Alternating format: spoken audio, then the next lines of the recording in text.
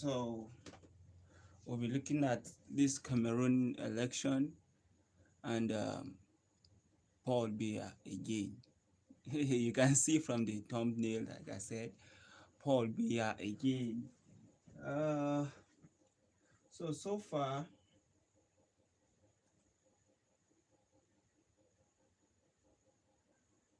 so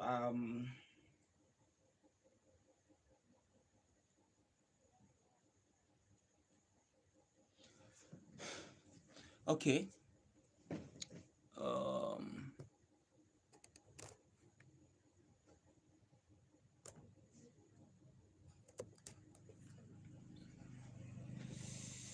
yeah.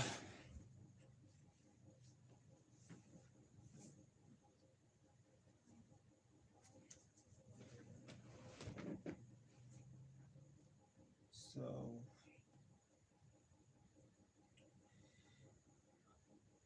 I just want you to be a little bit patient with me. Let me check something.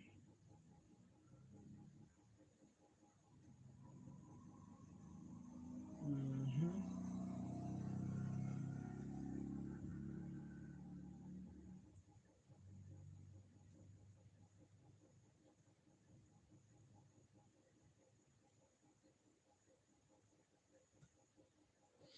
Okay. So let's check something briefly here.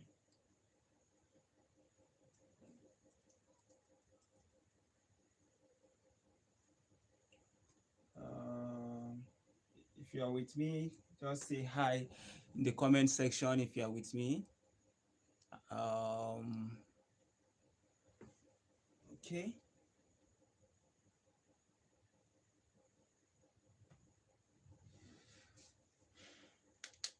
All right. So here are some facts about Paul Biya of Cameroon. The man is 92 years old, and he was born on the 13th of February 1933. That was so way back. By then some of us were nowhere close by here. So by then some of us were about 50 years. Was it 50? I think it's roughly 30 years. We're not born yet. So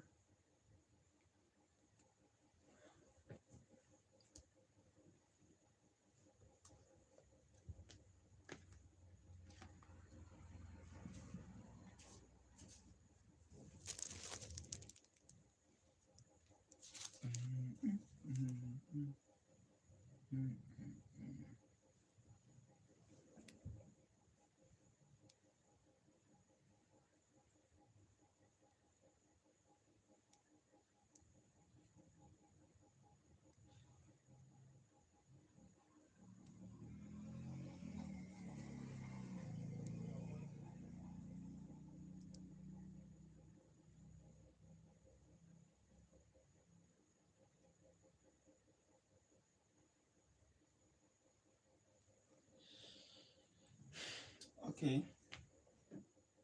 So Paul Biya was a Cameroonian president, and okay, just briefly, we're still looking at something here.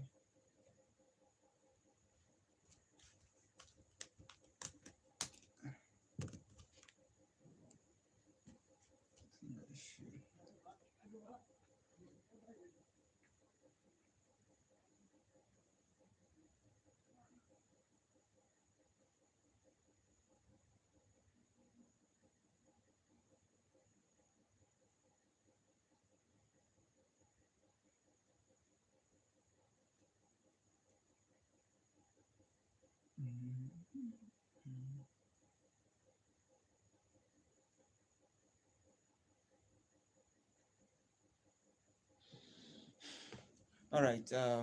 So he is 92 years old. He's contesting against 11 candidates. And what are the chances of these three candidates? It has been proven that over the years, there's a way he has his way through in such a way that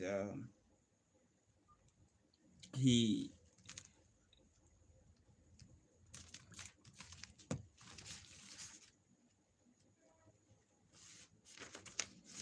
he has a way of making it so difficult for anybody to beat him.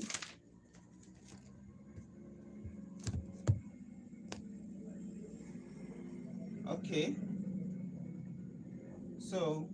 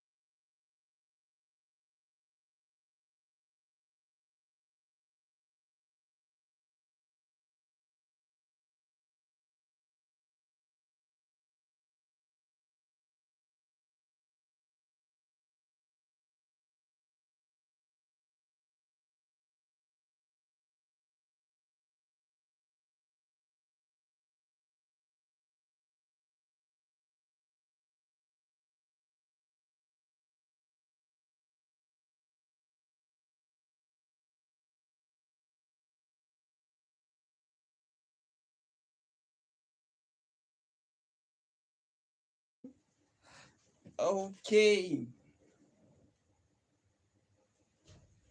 So like I was saying, um yes, another important thing is that he schooled in France. So that's another important part of this. He schooled in France, and also when he finished there, he came back to uh, Cameroon, and he served as the prime minister. And the president he was serving under then just willingly resigned. He resigned, and I don't know why, but then Paul Biya took over. And since then, he has held the country to ransom. He has held Cameroon so tight that nobody has come close to defeating him in any election. And this is another election again. Uh,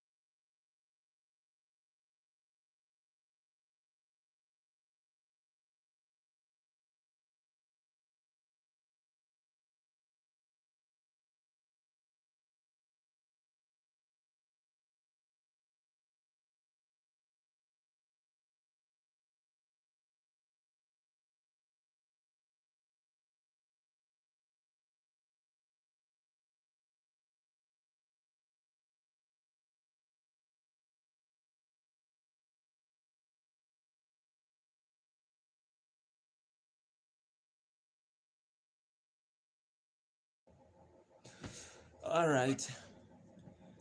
You can say hi in the comment section and let me know you are there. Uh,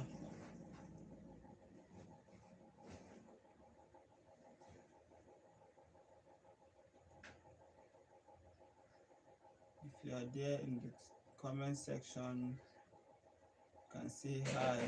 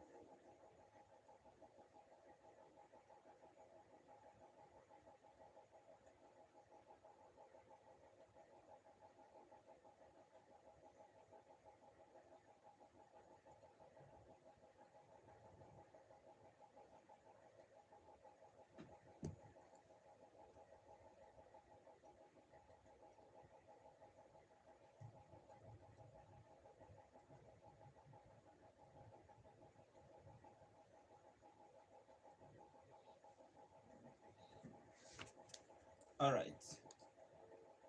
So we're looking at the full biography of President Paul Biya of Cameroon. So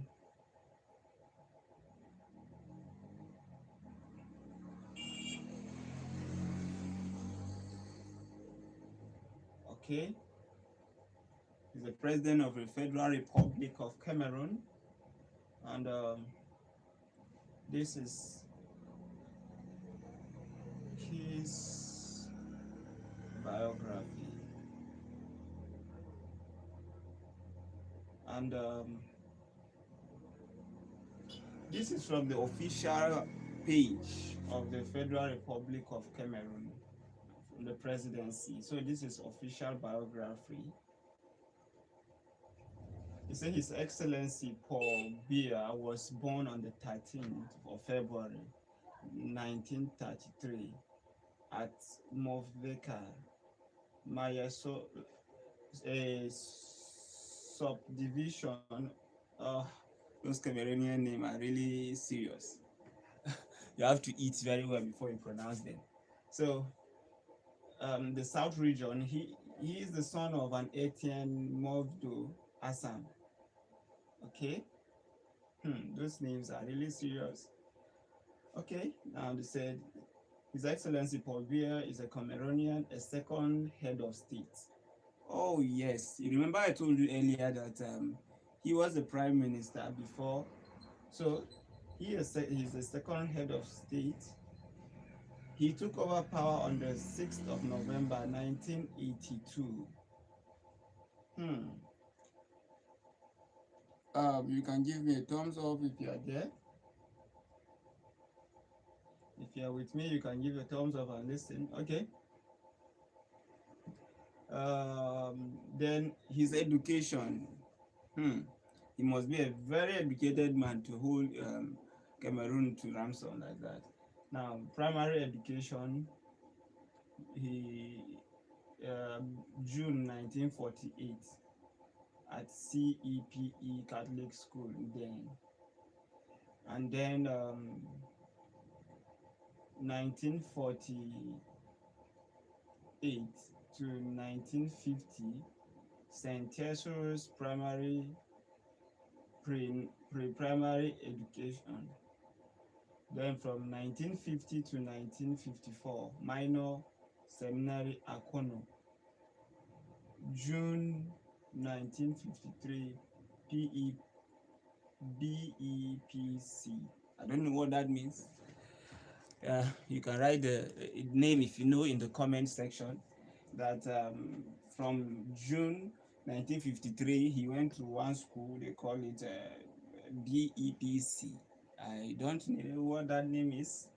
Then in 1954 to 1956, Lacy General Leclerc, that's a French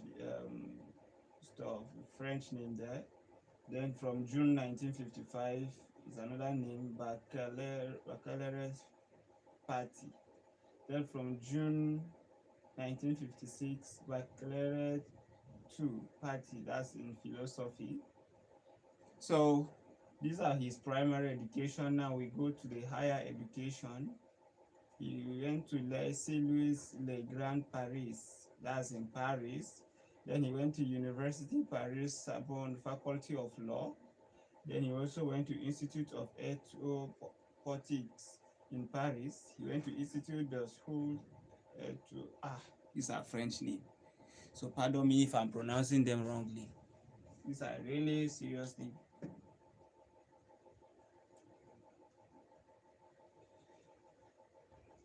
Academic qualification, license in Droit Public, diploma de Institute, Grand Master of National Order, Commander of National Order. Oh, these are decorated title that he holds. And then Grand Cross of the Senegalese National Order Merit. This man has a lot of decorated orders. He has start from like awards now. He has a lot of awards. That's Paul Biya. He has Grand Master of National Order, Commander of National Order and Exceptional First Class, Federal Republic of Germany, Commander of National Order, Tunisia, Grand Cross of Senegalese National Order of Merit, Grand Officer of Legion Honor in France, Great Commander of the Medal of St. George, United Kingdom, Great Britain, and Northern Ireland. This is serious. Then Grand Collar of the Queen Sam Mohammadi Order, Kingdom of Morocco, Grand Commander of the Order of Nigeria, Federal Republic of Nigeria, Doctor Honoris of University of Maryland, USA, Honorary Professor of the University of Beijing, People Republic of China. He also have an award from China. Then holder of several decorated from various other countries. So these were some of the awards that Paul Biya carries. All right, we'll be looking at his career. Mr. Paul Biya was appointed charge de mission at the presidency of the Republic Unit upon his return from Paris. Okay, upon his return from Paris, he was appointed as the mission in charge of the mission at the presidency of the Republic. As he came back from Paris, it's a French words. They wrote it in French. That's why I'm finding it a little bit difficult to read it here. Then he was also a director of cabinet of the Minister of National Education, Youth Affairs and Culture, July 1965. Then Secretary General of the Minister of National Education, Youth Affairs and Culture in 1967. Director of Civil Cabinet of the President of the Republic, January 1968. While still serving as Director of the Civil Cabinet, Mr. Biya was appointed Secretary General of Presidency of the Republic. August 1968. Minister Secretary General of the Presidency of the Republic, June 1970. This is a man with serious portfolio. Minister of State, Secretary General of the Presidency of the Republic in 1975, and then Prime Minister of the United Republic of Cameroon. This was in 1979. So now this is a young man that had all the opportunity, he had all the privilege. He became a prime minister in 1979. Now let's do the math. Just follow me, let's do the math together. If he was born in 1933 and he became a prime minister in 1979, so let's do the math together and see at what age did Paul Biya become the prime minister. Just hold on with me, let's do the math.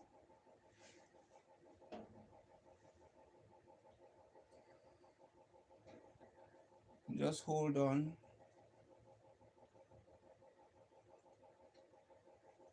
So from 1979, when he became the prime minister, and he was born 1933. Wow, this is interesting. He became the prime minister at 46 years old. So Paul Biya became prime minister at 46 years old after holding several key offices from 1962. So after holding several key offices from 1962, he became the prime minister in 1979 at 46 years. Can you imagine a vibrant young person at that age holding reputable offices and making wave in his own age? But here is how the story get twisted. Yes, this is how it got twisted. All right, if you are with me, give us a thumbs up if you like what we're doing. We're analyzing the story of Paul Biya, the 92 years old man that still want to be the president of the Federal Republic of Cameroon. So you can post your comment in the comment section so that we get to review it together. Uh, from being a prime minister, from being a prime minister in 1976, by virtue of law, I don't know. Now let's look at the Constitution of Cameroon. I'm not from Cameroon, but then this is their official page. So we are looking at this official document now. They say by virtue of law, 19 is of 90 of 72 1970 79, subsection 2 of 29 June 1979, the Prime Minister become the constitutional successor to the President of the Republic. So by virtue of law, he is mandated by anything. If should anything happen, that's how Paul Biya became the president. His first tenure, that's how he became the president. By the law, if the president should step down, something happen, or anything happens that the president is incapacitated to govern the country, by virtue of law, the minister becomes the president automatically. That's what that law is saying, that 1979 constitution was saying. So on November 6, 1982, Mr. Paul Biya was sworn in as the president of the United Republic of Cameroon, the second president. So these were the circumstances that led to him becoming the president at 46 years old. Sorry, not 46 now, by 1982. So here is how the story gets even more interesting. um, he became the second president in history. Now, the ceremony took place at the National Assembly building before of the people's elected representative, followed the resignation of Mr.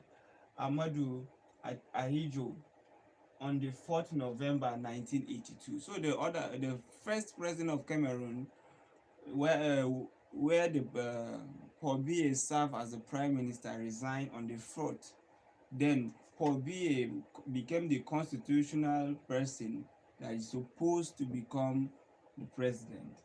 Now, let's look at something. And at that time of his accession to power, Mr. Paul Biya was the first vice president of the Central Committee of the Cameroon National Union and a member of the political bureau of the party. Elected president of the republic on 14th January 1984.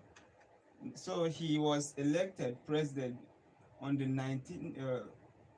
14th January 1984. He was also re-elected on 24 April 1988. Also on the 11th October 1992. First presidential election in Cameroon by direct universal suffrage with multiple candidates. Yes, so in that was when he now introduced the multiple party system in 1992. Luckily, that was the year I was born. So that was on a lighter note, anyways. So then on the October 11th, 1997, he was also elected. He was also elected on the 10th of October 2004. He was also elected on the 9th of October 2011. He was also elected on the 7th of October 2008. So this is how far he has been president and how he became the president and how he is in that office now. But where the story get more complicated, more interesting, and more confusing is he is 92 now and he wants to still be the president in 2005. Let's tell ourselves the truth. Does he have the capacity to become to govern the country effectively? I don't know. I'm just trying to look at the H factor here. And he has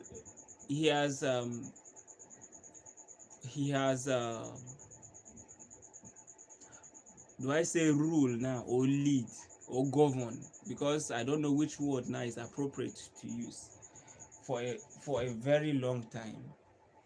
They have been telling us that the youth are the leaders of tomorrow, that we are the leader of tomorrow, we are the leader of tomorrow, and this is tomorrow have come and they still want to be president. Is it that there are incapacitated people in Cameroon to take the mantle of leadership, or is just a form of greed, or what is the name of that? I don't know. So you do be the judge. So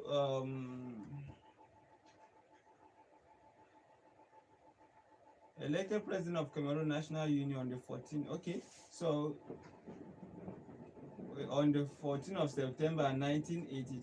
Oh yeah, it's about to rain here, so you can hear the noise in the background. So sorry about that.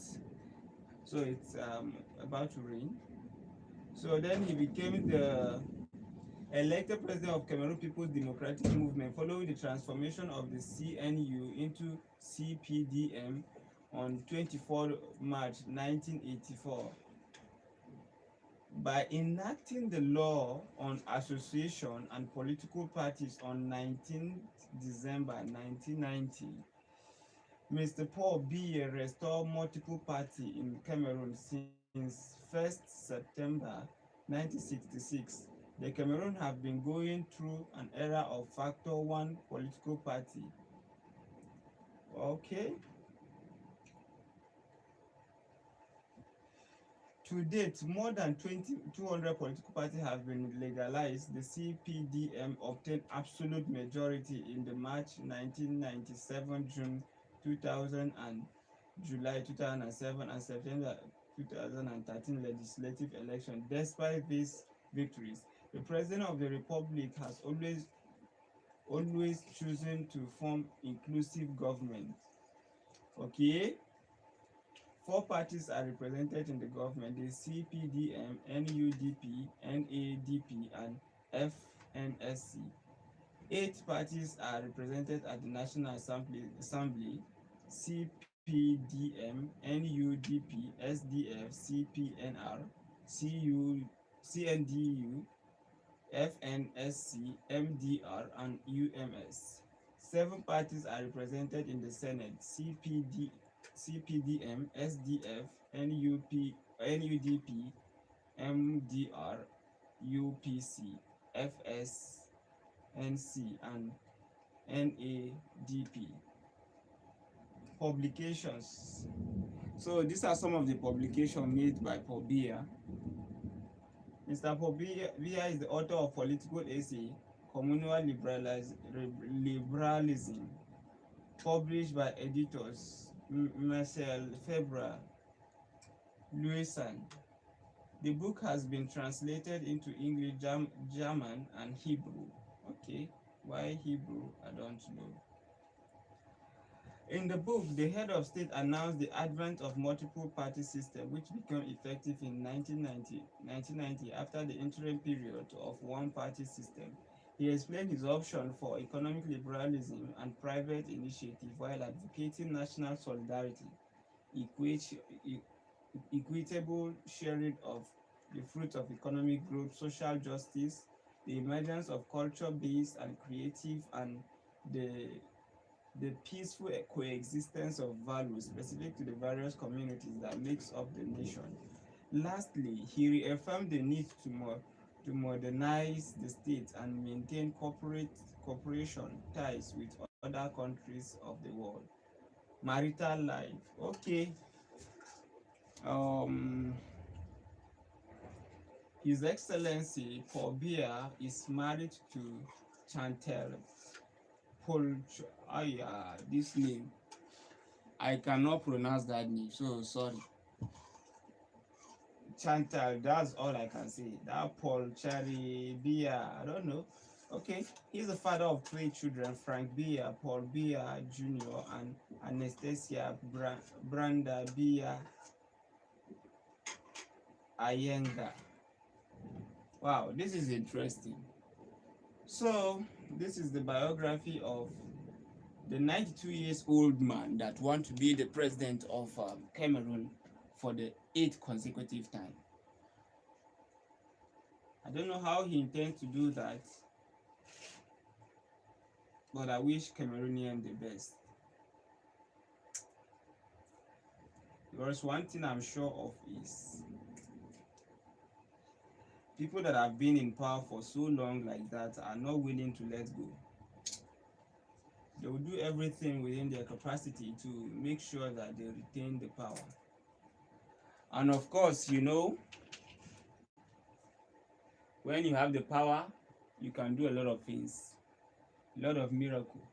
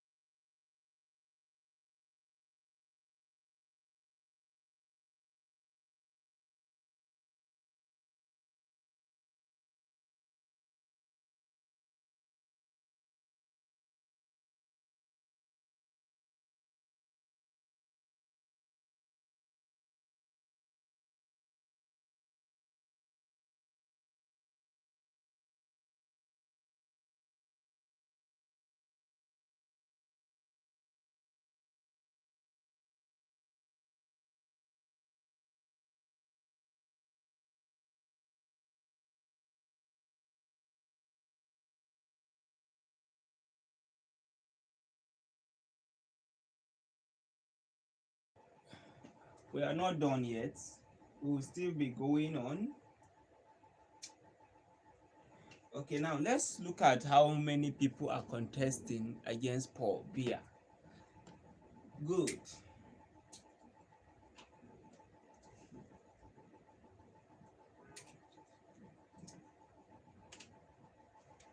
How many candidates are going on?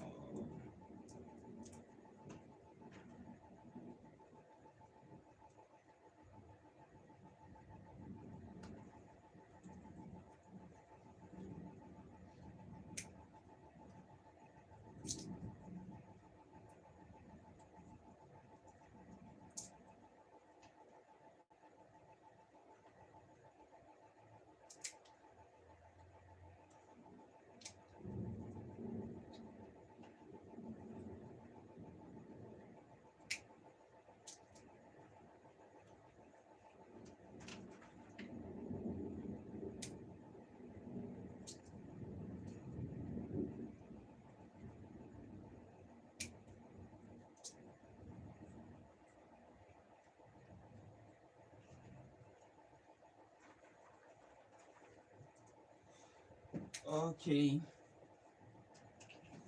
we are doing some research work here.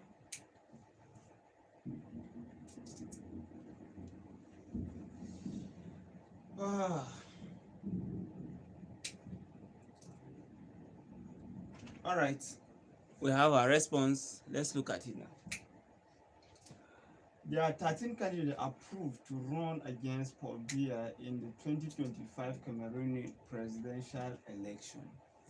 13 candidates against a 72 years old man. Okay, here are these are their names, the names of the presidential candidates.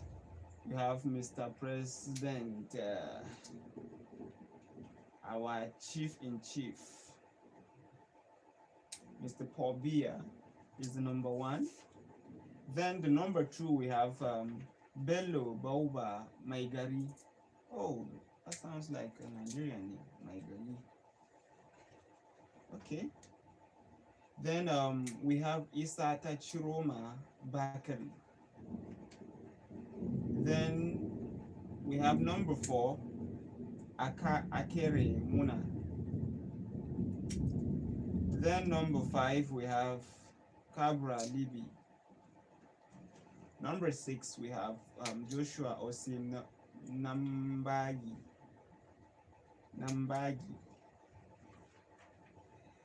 Then number seven, we have Hamin Patricia Tamono Ndam Njoya. Wow, these names are really serious.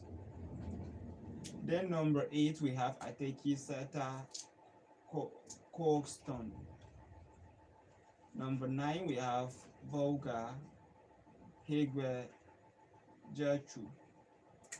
So we're in case you are just joining us, we're looking at Paul Biya contesting at 95. So these are the candidates that are contesting against him.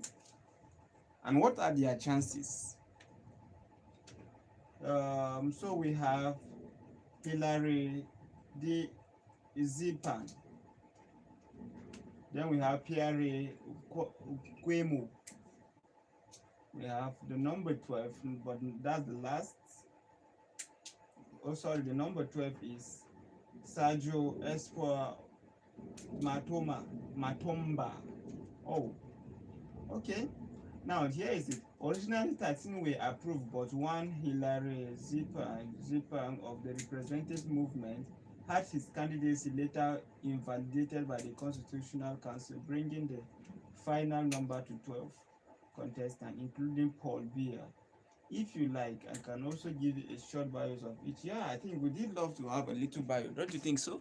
Yeah, in the comments, if you think we need a little bios about each of those candidates that are contesting against Paul Biya and what are their chances, just give me a thumbs up and in the comment section so we can push a little.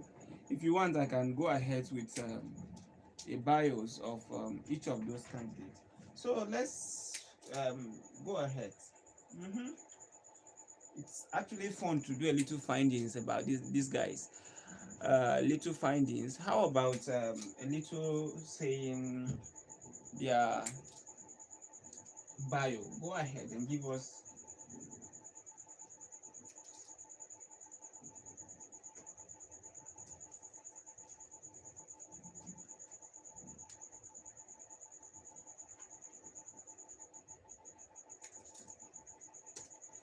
Yes, this is where it gets very, very much interesting.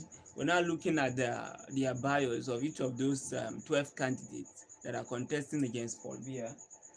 So, here are brief bios of some of the major candidates running or approved to run against Paul Biya in the 2025 presidential election. We have the key candidates and their profiles. We have 12 of them. Formerly, they were 13, but one was disqualified.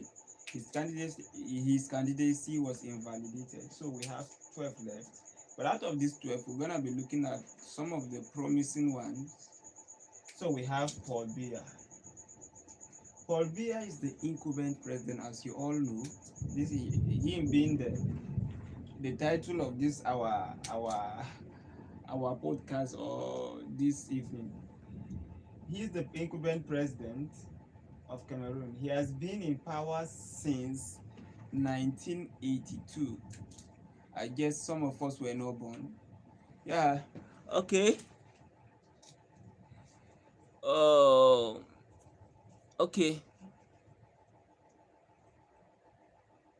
Hi, I can see you. To Obos, I can see you. All right. Okay, let me do something briefly. I love your comments coming up. I will. I'm responding to them so quickly now. Okay.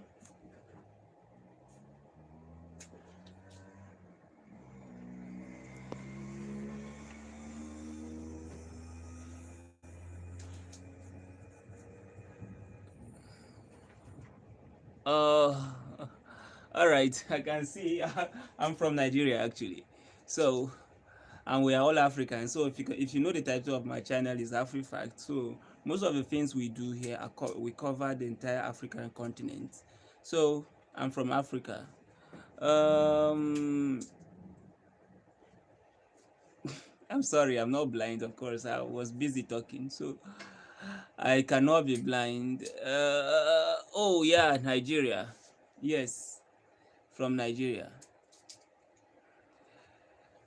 So I would did love us to look at this the other candidates that are contesting against Paul Biya and what are their chances of uh, yeah, I'm with you. You can drop your question in the comment section. I will respond to you. Sorry, it's not that I'm ignoring you. I was just busy talking. I'm very, very sorry. Yeah. So,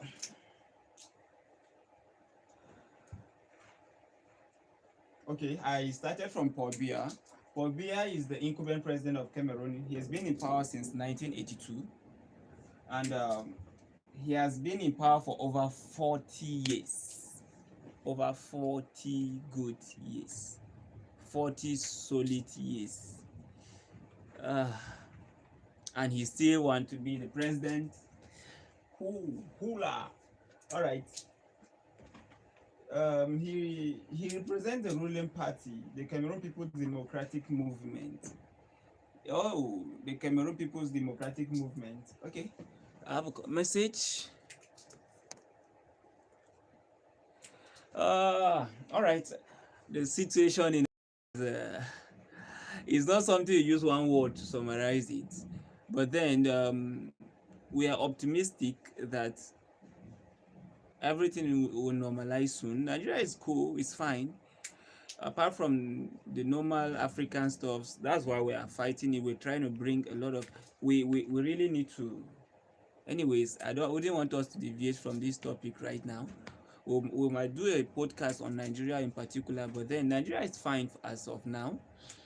Our president is also another 90 something years man. But who is ruling Nigeria now? Now is Bola Ahmed Tinubu. He's the current president in Nigeria right now. He's also of age. He's an elderly fellow too.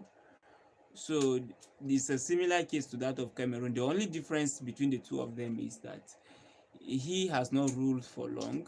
But talking about the age now, their age is almost similar. Is he a dictator? That question is too heavy to say yes. But for the sake of answering you, I will say yes, because a lot of voices has been silenced. I don't know. I don't have evidence to prove this right now because this video is public and I don't have enough evidence to prove this. But a lot of indication are showing that a lot of voices are being silenced, and is something that is really worrisome. And there are a lot of democratic breaches here and there, and a lot of things are just not the way they should. Um, but we wouldn't say the case is totally a bad one, because we've in the last 2 weeks we've experienced a little bit of the naira have appreciated in value a little bit, and there are a little bit stability in the price of things in the economy. So we are hoping that it gets much more better. Um, for now, I think, mm, yeah, that is it for now. So I will also be responding to your questions anytime you post them. But then let me continue with my review here. So we can still discuss about Nigeria. Feel free to post your question. I'll respond to them. All right. So we're going back to Paul Biya here. He is the representative of the ruling party in Cameroon. That's the Cameroon People Democratic Movement. He is their representative. Then we have another promising fellow that is contesting against him. That's Issa Tachiroma Bakari. This is the former minister under BA's government. He has held positions such as Minister of Communication. Oh, sorry, we have a light out here. And just give me a minute. That's the Nigerian factor. You just asked about Nigeria, and our light just went off. It's all right. Let me put one or two things in order, and just stay glued.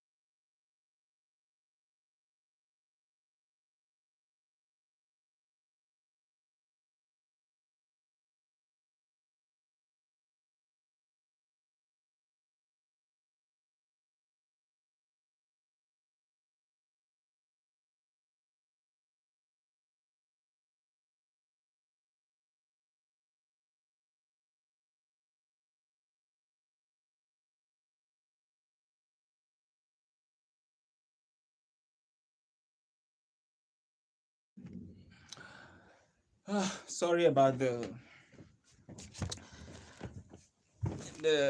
lights.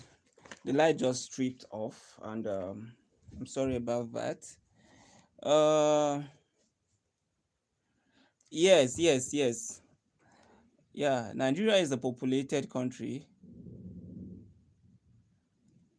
Are you okay with that situation? Nigeria is a populated country. Are you okay with that situation? Hmm. Yes, of course. I think there's this saying, it's common to that united we stand, divided we fall. I think splitting African country into um, 54 small little country is not really the best way. In fact, one of the things Pan Africans are advocating is one united nation that can stand against other countries in the world. Of course, splitting Nigeria into smaller units of Nigeria is a conglomerate of different ethnicity, tribes, and other factors. But then I think standing together is the best option we can ever choose to. So I think being populated is an advantage. In fact, that is even an edge that we have over other nations, because that makes us okay. Oh, I okay. How do I know Gaddafi of Libya? Yeah, I think if you look at my channel, there's a video I made on Gaddafi. I think was it it's last week? Last week. Yeah, there's a video I made about Gaddafi. How do I know about Gaddafi? I've not met Gaddafi in person, but I've read about Gaddafi, and I think he has been doing from my research, comparing his regime and the current state in of Libya currently. I think it's better. It's better Gaddafi would have been left to continue the ruling, because from the studies I did and the analysis I did, Libya is not getting better compared to where it was during Gaddafi. And the vision Gaddafi had for Libya, if not for Western propaganda, I can boldly say that Libya would have been better. You know, one thing that I think we African fails to understand is we try to inculcate the Western pattern of doing things and just bring them, even if it doesn't fit our own style of doing things here. So when we have, they say it's a detector, and they just come and do one or two things. But then, if you look at most of these countries that they came and took out the so-called detector and brought in their own democratic people there, along the line you discover that things tends to fall backward, not forward as they're supposed to. So sometimes it's better to let Africa do things their way. In years before now, we had kingdoms that were governed by kings for years, and they have a way of doing it in a better way, like the Mali Empire, the Benin kingdoms. All of these were powerful kingdoms that were governed by a monarchy kind of system that they governed for a very good period of time and have a well planned way they were doing their things. So I would say, with the little I know about Gaddafi and the little I've read about Libya, I think Gaddafi was doing well. If not for Western propaganda, they just came up and did a lot of things. I don't know. Do you know Burkina Faso? Are you current with what is happening in Burkina Faso?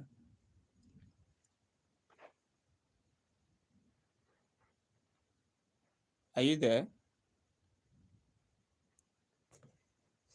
Are you there?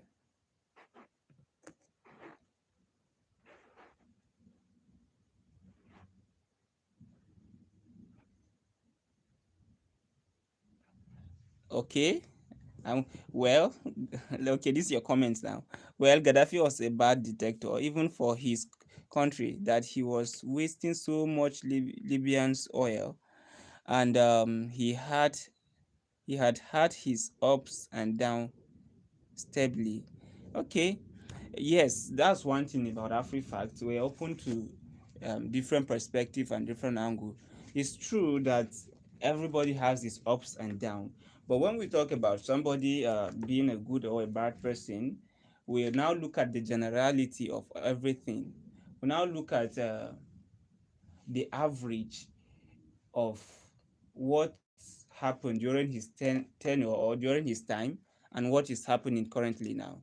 So I wouldn't argue with you whether he was bad or he wasn't bad. Of course, every leader has his ups and downs. But now talking about the average outcome of everything that happened during his time and what is happening currently now in Libya, would you now say that Libya is better now, considering what happened during Gaddafi and what is happening currently? Would you now say Libya is better? Oh,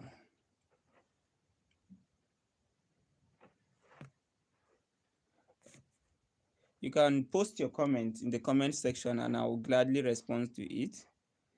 You can also answer my question, if you're cool with it, or if you have an objection to what I've said, then you can also post it and we'll look at it together. This is AfriFacts, and what we do here on this channel is we look at African continent, this history that has shaped our past, and is what is going on currently, and we also look at the likelihood of our effects, the decision we take now and how it affects us tomorrow. So you can also subscribe to our channel. Though most of our content are faceless, but once in a while we come online to do sections like this. Okay, well, why is continent totally? Oh, okay, this is getting so much interesting. I'm loving this. I was almost about to end the section, but then I'm beginning to love this. So, well, why is African continent totally in a poor situation? Hmm. I hope you are ready for this, because this is more of like a whole book now that I will be bringing out for you. But then I will summarize everything to the best of my ability. But it's a comprehensive discussion that it can be done on its own. Maybe one of these days we'll do a video on that. But then for now, let me respond to you. When you say why is African continent totally in a totally poor situation, first of all, a lot happened. These stories are backdated back to like 200 to 300 years ago. First of all, African civilization has been truncated. Africa has not been left to civilize on its own terms. Note this first. This is very important. African have not been allowed to develop on its term. Their development has been truncated and has been shattered. When the European came to Africa early, there is or was what we call unfair trade. The trade that was transpiring between the Africans and the Europeans at that time. Please be patient with me, because it's a long explanation, because this your question is a very broad one that you need to follow me gradually. So it's the whole thing begins from an unfair trade. When the early Europeans came to Africa, they came and what I mean by unfair trade is they brought a mirror, and an African give them like 10 slaves, give them salt, give them gold. Those trades were not fair. The Africans were being manipulated at that time. Then, when the period of that unfair trade passed and the demand for slaves in the Western world was increasing, that was during the Industrial Revolution, they now brought in the issue of slave trade. Now, for each of an African slave that was on a slave ship going to the European, it was a negative minus on the African continent. Because imagine a community of 100 able-bodied men, and just waking up overnight and 50 have been taken away from them. You know, that's a serious minus on their side, and it's a very negative. Their production will drop. There's what we call brain drain. That's the people that have the brain were shipped to Europe. Then we also have the able-bodied men that were work in African plantation were all taken abroad. So this is another factor. I started from unfair trade that happened before slavery, then the slavery itself. So each of one person that was taken out of Africa was a negative sign on Africa that left a lasting negative impact that you cannot neglect its effect till today. You cannot say that one person that was taken overseas was not important, because each of their knowledge, their wisdom, their strength, their power, and their ability was needed to collectively build Africa from all ramifications. So note that one. Now let's go to the next part. When the issue of slavery was becoming the Western world were like, this slavery is an inhuman behavior, let's abolish it. They now shifted their style. All of this, Africa was always at the negative side. They now say, let's take this civilization to Africa. That was the name they call it. If you look at my channel, you see a lot of videos on this. Now they say, now let's take okay, let me, you have a question. All right, let us take on a personal question. Which African country do you hate the most? Can you be patient with me? Let me round up this. Let me round up what I've started, because that first question I'm still answering it. Let me round up. I told you it's a comprehensive question that I need to attend to. So when they now noticed that slavery was not working and the whole world was beginning to go against slavery, they now decide the issue of colonialism. That was the issue of the Berlin Conference in 1884. And at that conference, you can imagine that the fate of a continent was being decided in Berlin. Well, not a single person from that continent was in that conference. Can you now see that?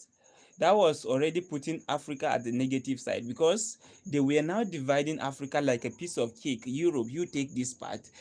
France, you take this part. America, this part. Italy, Portugal. That was how they divided Africa among themselves. Now, that was the issue of colonialism. It now took part in that time. Now another thing that now came up, when we now in the 1960s, when the African decided on their own now, because freedom doesn't come, the oppressor really choose to give you freedom. When the African now decided to fight back and demand for are you with me? Are you there? Are you there? Okay, now let me just quickly round this up, and then we end this section here. We come back some other time. Now, when the slavery, slavery wasn't working, they now introduced colonialism. And when they now discover that the colonialism now, oh, you're back. Awesome. I thought you left. So at the Berlin conference, where they divided Africa among themselves, they now came and take charge of Africa. They now call it, they are coming to civilize Africa. Now wait, let's tell ourselves the truth here. You coming to civilize Africa, but all the railways you were building was going straight to the seaport. All the cash crops that was grown was going straight to Europe. How do you expect Africa to compete like that? Then comes the issue of neocolonialism. The issue of neocolonialism is an issue we're still battling with today. So it's an issue that the whole continent is still suffering from. People are still speaking up. Our leaders have failed to realize this. So I urge all Africans to know that the fingers that have manipulated us from the inception are still there. So your next question, you said, all right, let us take. I just have to summarize the whole of this because time is up. All right, let us take on a personal question. Should we go personal now? Okay, all right now. Which African country do you hate the most? Mm. Which African country do you hate the most? This is your question. I don't think I hate any African country as it stands right now. We cover all African countries at AfriFact, so we don't have a country that we hate. No, no, no, no. So we don't hate any African country now. So I love Africa and every African country, though we might be having our differences, having our limitations, having our shortcomings, and all of that. But the issue of hating an African country, I don't think so. So, all right, we call it a day here. We come back some other time for another interesting topic that we did like to look at. So, if you enjoy this, I'd love you give us a thumbs up, and next time you uh, make sure you subscribe and come back, watch our video. We've done a lot of videos on some other topics, interesting topic. So, if you are new to our channel, please subscribe, and if you are a returning viewer, please keep coming back, because this message about Africa, facts about Africa, history of Africa, the things happening around Africa need to be told. And nobody taught us this in school. It was due to our passion, our vision for Africa, that we decided to do some of these things. Please encourage us by giving us thumbs up, and thank you for watching, and do have a blessed day. This is Africa.